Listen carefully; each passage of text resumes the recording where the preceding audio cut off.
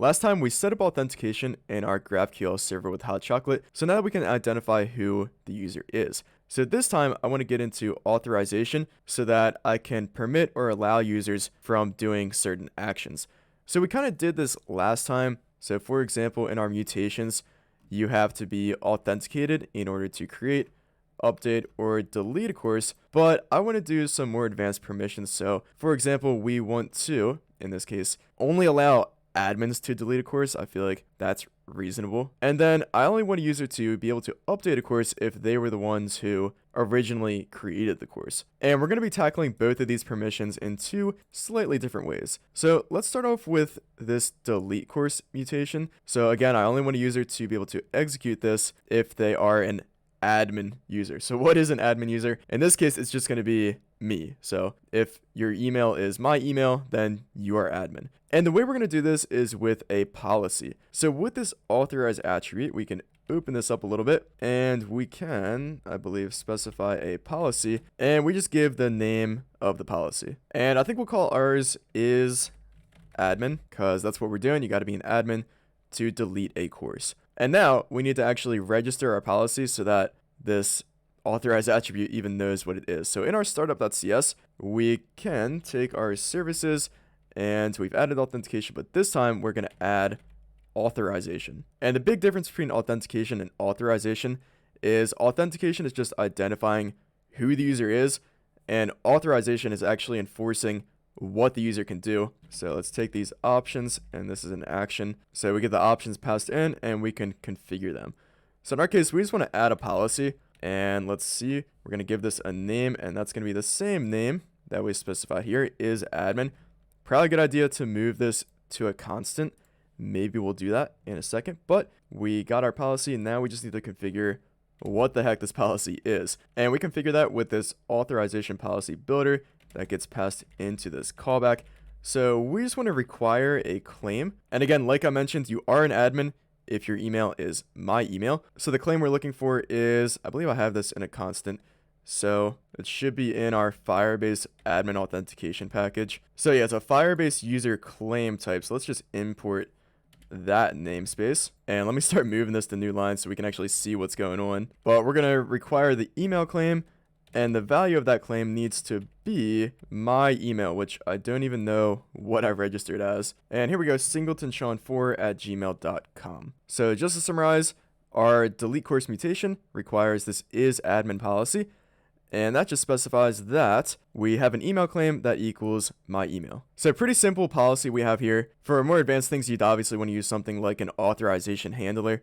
But I just wanted a simple example of policies and how we can use them with our Hot Chocolate GraphQL server. So let's run this, and we should not be able to delete a course if we are not admin. And we should be able to if we are an admin. So in fact, let me sign it with a non-admin email. So this is singletonsean@gmail.com, not singletonsean4. And let's grab this ID token that we're going to use to authenticate. And now let me open a new GraphQL document. So we're going to need our authorization header, and that's going to be our bearer ID token. So let's paste that in there. And now we're going to be doing our delete course mutation. So let's delete the course, and we're going to need a course ID, which I actually don't know what our course IDs are. So let's query for those. And we want IDs, nothing else. So let's get some of those. Let's just grab a random one.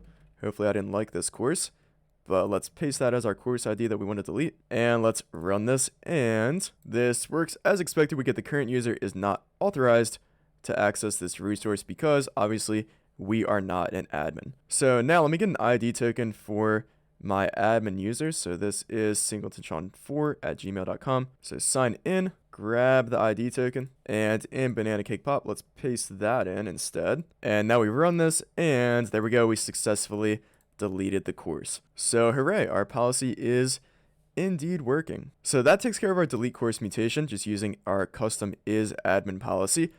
But now for updating a course, what I want to do is only allow the user who created the course to update it. And we actually can't do this with a policy because there's going to be some business logic associated with this. So we need to actually get the course back from our database, figure out who the creator was, and then see if that creator is who the current user is. So that's all going to occur inside of our mutation. But first of all, when we create a course, we don't track who created the course. We don't save that information in the database. So we're going to have to make some database changes real quick, and we're going to have to save the user ID with the created course. So let's head on down into the database layer, and we have these course DTOs, and these DTOs map directly to our database tables. So another column we want in our database is the creator ID, and this will just be the ID of the Firebase user who created the course. And this is actually, I believe, just a string. I don't think it's formatted as a GUID, so we'll roll with string, and that should be everything we need in our DTO, and really the only change we're going to make in our database. So now we just need to add a migration so that our database will generate that new column. So a .NET EF for NET framework migrations add, and we'll call this course creator. Let's see if I got the command right. And got a CD into our project. So this is our GraphQL demo.api folder that we want to be in. So let's run that again. So we're in our project, and now we got our migration successfully. Not really. And actually, I think in our startup.cs, it's trying to create our Firebase project, which it can't find our credentials. So let's just comment this out and try this again. Whoops, looks like we have to comment out Firebase authentication too. I hope this works. And looks like it did. So I think we got our migrations working. There we go. We got our course creator migration, and all we did was add a column in our courses table for creator ID. So that's what we wanted. Let's uncomment this stuff so that our application works. And that migration is going to be applied on startup because in our program.cs, we run our migrations when we start the server. So now we just need to save that user ID to the database table, and that's going to go on our course DTO when we create the course. So we should have another column here, creator ID, and that's going to be our Firebase user ID. And the way we get that, again, is we get this claims principal that Hot Chocolate injects into our resolver automatically, and we use that to grab the Firebase user ID off of the user's decoded ID token. So we actually don't need these other fields, and grab the user's ID, put it on the course DTO, and save it to the database. So let's go create a course real quick and put a breakpoint here, actually. So this time we're doing a create course mutation, and let's specify the course we want to create. So the name, about GraphQL 101, the instructor ID, I just grabbed a random one out of the database. There we go. And the subject, I guess science for computer science. And then let's just grab the created course ID when this executes. So here we go. All right, we got our user ID. So we create the course, save it to the database, and we get the created course ID back, and we'll use this later when we go to update the course. But now in our update course mutation, what I'm going to have to do is I'm going to have to query the course from the database, get the ID of the user who created that course, and then decide if the user has permission to update the course. So first, let's get the authenticated user's ID. So we're going to have to get our claims principal in here, and then let's extract the user ID from that claims principal again. I should probably move all of this claims extraction into some kind of helper method, which I might do if I start doing all this in more and more places, but for now, we'll keep it simple. So let's take our courses repository, and we should have a method on here to get a course by ID. So let's get the course that we're trying to update.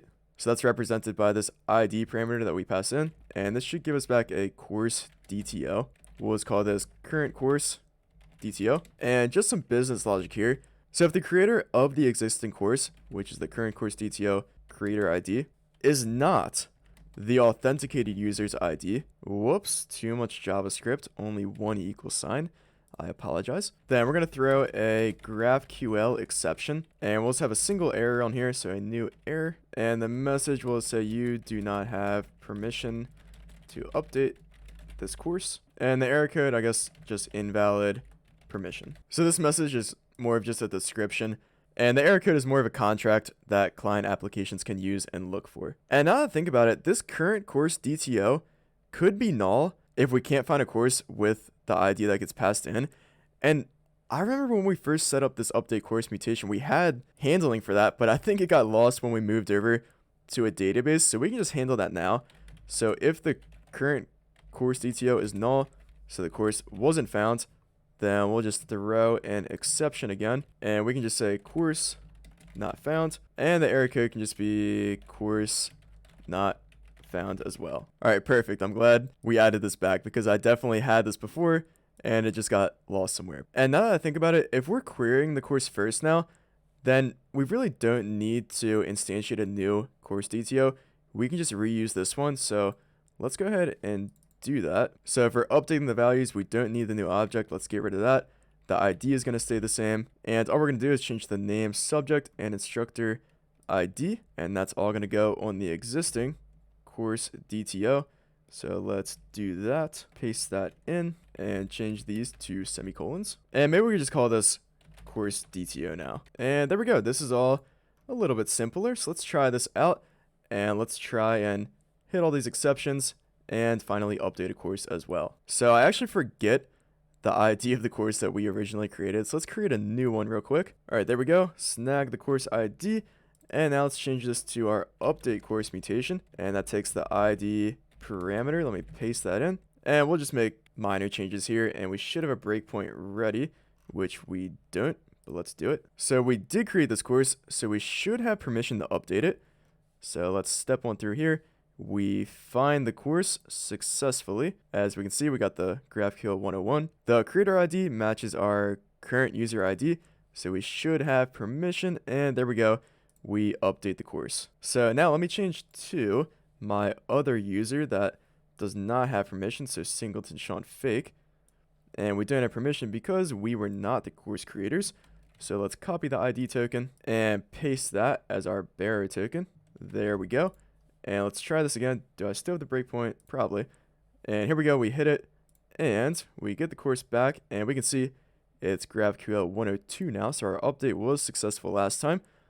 But this time our creator ID does not match our current user's ID. So we get this GraphQL exception and we don't update the course because we do not have permission. And then last but not least, if the course cannot be found, so let's change the ID to something that just doesn't exist. Then we query for our course, but it's null because it does not exist, and we get this course not found error. So there we go. Now our GraphQL server is locked down with some somewhat advanced authorization. So we implemented policy-based authorization for our delete course mutation, where you have to be an admin in order to delete a course, and being an admin just means you are me. And obviously there's much more you can do with policies, but just wanted to demonstrate a simple one.